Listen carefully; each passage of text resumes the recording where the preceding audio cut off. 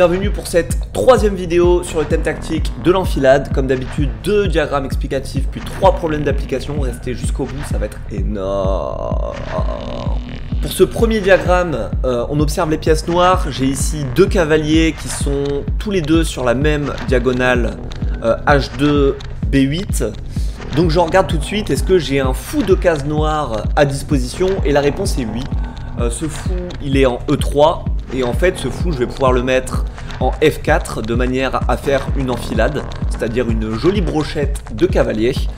Les deux ne sont pas protégés, donc je vais pouvoir gagner l'un des deux au prochain tour. Ce cavalier E5 ne peut pas se déplacer de manière à protéger le second cavalier derrière. Donc ici, l'enfilade fonctionne, on y va. On va en F4. Donc là, on va dire que l'adversaire bouge son roi en F7. Et moi, maintenant, je capture le cavalier. Et j'ai gagné une pièce. Bravo! Alors voici un deuxième diagramme dans lequel on observe un alignement bizarre du cavalier et de la tour sur la colonne D. Comment l'exploiter? Sûrement en mettant une tour en D1. Cette tour en D1 va faire une enfilade parce que j'embroche et le cavalier et la tour. Pour l'instant, ça n'apporte rien dans le sens où la tour protège le cavalier. Mais ce cavalier est cloué, donc déjà il ne peut pas bouger parce que s'il bouge, évidemment, je vais capturer la tour noire avec ma tour blanche. Et surtout, si j'arrive à ajouter un deuxième attaquant sur ce cavalier, je vais pouvoir gagner la pièce. Parce que ici, il n'y a pas possibilité pour les noirs d'ajouter un deuxième défenseur au cavalier. Donc, c'est ce qu'on va faire. On va mettre la tour en D1. Là, on va dire que les noirs jouent un coup comme G5, disons. Et maintenant, j'ajoute un deuxième attaquant au cavalier en plaçant mon fou en G2. Ici, 2 attaquants sur le cavalier. Disons que les noirs jouent F5. Et maintenant, je vais pouvoir gagner le cavalier en prenant soit de la tour, soit du fou. Ici, le plus logique semble de prendre de la tour. Et ici, j'ai gagné une pièce, ce qui est déjà pas mal. Allez, un premier problème d'application, problème facile, 500-600 sur Chess.com. On observe la position des pièces blanches. Ici, j'observe un roi blanc très exposé. Un roi, normalement, n'a rien à faire sur cette partie de l'échiquier. Et en plus, on observe un alignement bizarre de ce roi avec la dame blanche sur la diagonale H5, D1. Donc tout de suite je me pose la question, est-ce que j'ai pas un fou de cases blanches à disposition afin de faire une petite enfilade? Et ici c'est le cas. J'ai mon fou en fait de cases blanches qui est en C8. Et donc si j'arrive à le mettre en G4, je vais pouvoir faire cette enfilade qui va donc gagner la dame. A noter ici que ça fonctionne parce que la case G4 est contrôlée par la tour. Parce que sinon évidemment il aurait juste pu faire roi prend fou et je perds une pièce. Et j'ai l'air court. Mais là du coup j'ai pas l'air. Donc ici on va faire fou G4, échec, et fou prend dame. C'est magnifique, j'ai gagné la dame blanche. Au moment où je vous parle, la reine Elisabeth II a le Covid. Un deuxième problème d'application de difficulté moyenne. Ici on observe un fou de cases blanches qui met en échec notre roi. On doit donc régler ce problème. Le coup qui paraît le plus logique, évidemment, c'est de reprendre de la tour. On ne peut pas reprendre du roi parce que la dame protège le fou. Mais ce qui pourrait faire peur à tour prend fou, c'est la batterie qu'il y a derrière. On voit ici une batterie qui menacerait peut-être de reprendre la tour derrière. Mais en réalité, si vous observez bien la position, ici, l'adversaire ne peut pas faire ça. Pourquoi? Parce que j'ai un alignement dame noire, dame blanche, roi blanc. Qui fait que en réalité cette dame blanche est clouée. Si vous savez pas ce que c'est que le clouage, une fois de plus regardez ma dernière vidéo, elle est vraiment chouette, vraiment.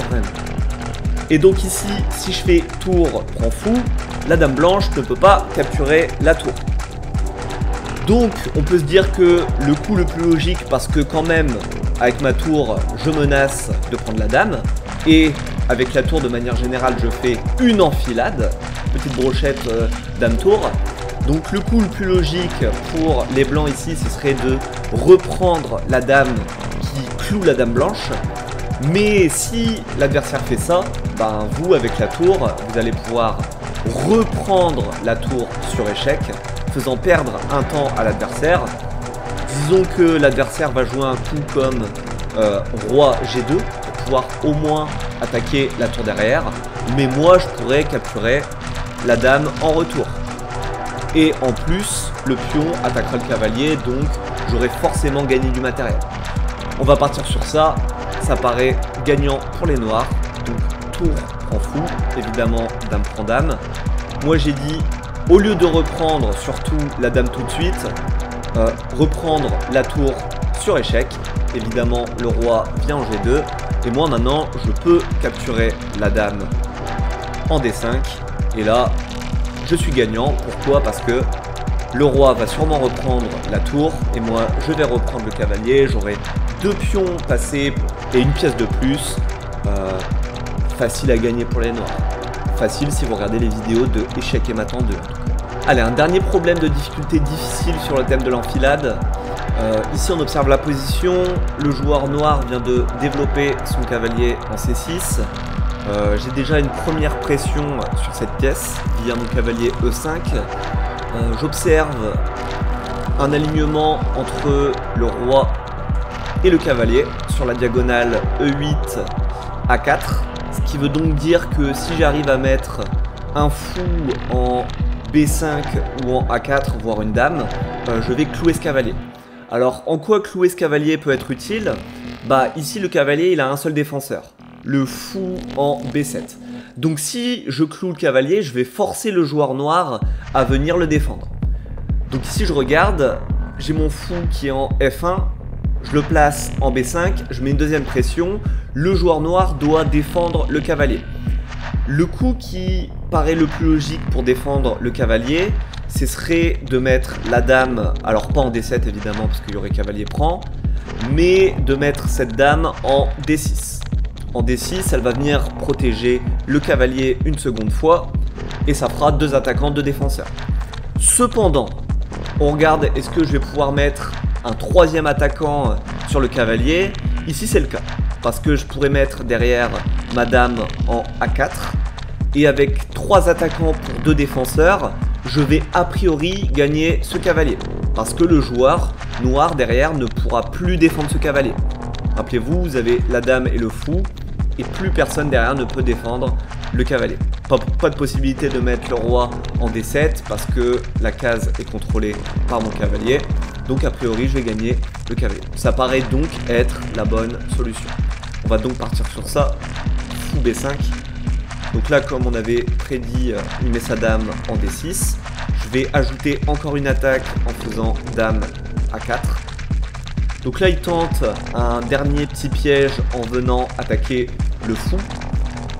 Ici c'est un petit piège parce que si vous prenez du cavalier, en fait l'adversaire va reprendre le fou en B5 du pion et avec une dame attaquée, ben, vous allez devoir bouger la dame, a priori en prenant le pion B5, mais cette fois-ci c'est votre cavalier qui sera attaqué 2 fois.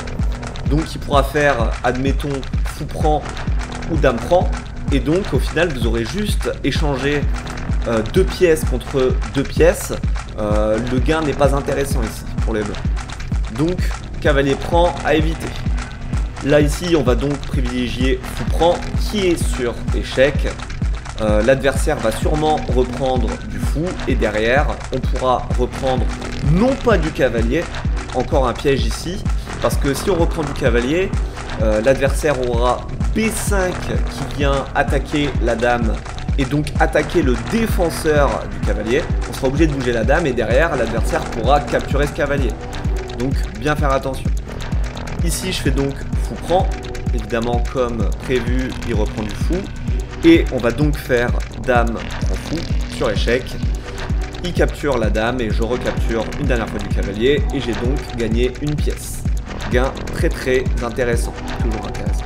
A noter ici que le coup dame A4 ne fonctionne pas parce que malgré le fait que j'attaque le cavalier une deuxième fois et que je le cloue, l'adversaire pourrait jouer un coup comme pion A6, empêchant ainsi mon fou de case blanche de se joindre à l'attaque. Et en cas de cavalier prend, le joueur noir pourrait jouer dame D7, qui vient attaquer une deuxième fois le cavalier et qui vient surtout le clouer, parce que dans le viseur de la dame, il y aura ma dame qui est toujours en A4 et qui est non protégée. Donc je vais devoir régler ce problème de clouage, par exemple en jouant un coup comme dame C2, mais l'adversaire derrière pourra récupérer mon cavalier en faisant dame prend ou fou prend. Auquel cas j'aurai juste au final échangé mon cavalier contre le sien, ce qui n'est pas intéressant. Maintenant que vous êtes des pros de l'enfilade, abonnez-vous. Abonnez-vous, abonnez-vous, abonnez-vous.